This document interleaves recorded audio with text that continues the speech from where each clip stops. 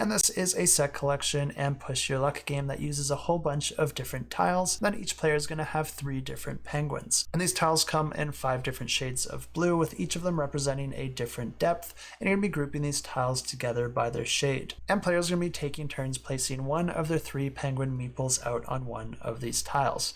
Whenever you do that, you always have to start in the shallowest area first, which means that you're going to be going to the lightest shade of blue. Then you'll be able to choose any of those tiles, flip them over, and then resolve whatever effect that tile has. If you flipped a tile that just has bubbles on it, that's going to force you to go into the next deeper depth, where you'll be able to choose a new tile there. If you land on a rock tile, you can choose to bring your penguin back up to the surface, bringing that rock tile and the penguin back into your supply, and that rock can be discarded on a future turn to add one of your penguins to any tile at any depth. But of course, the whole point here is to gain victory points, and the tiles that you're really hoping to find are the different prey tiles, because these are food for your penguin. And there's a whole bunch of different prey tiles available, and they'll all grant you different amounts of victory points, but then collecting sets of those tiles can also grant you bonus victory points. And when you land on one of those, you have the same option as you do with the rock. You can choose to go back up to the surface, bringing that prey back into your supply, and then scoring those victory points at the end of the game. Taking these tiles back up to the surface is a choice. You don't always have to do it.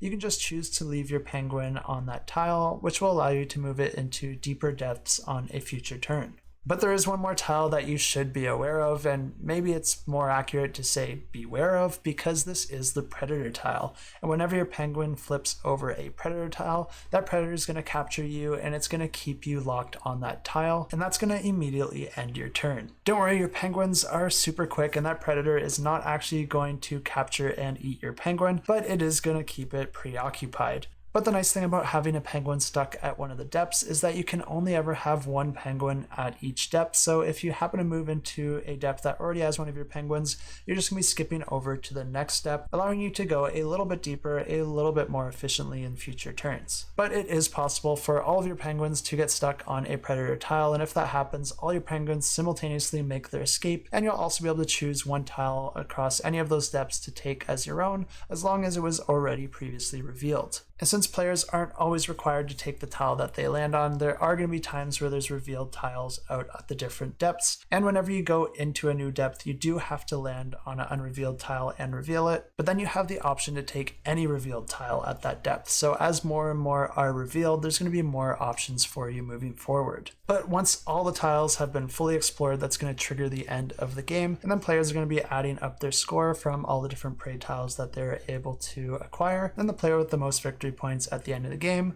wins the game. And if you're interested in either of these games, I have links to the campaign in the description below.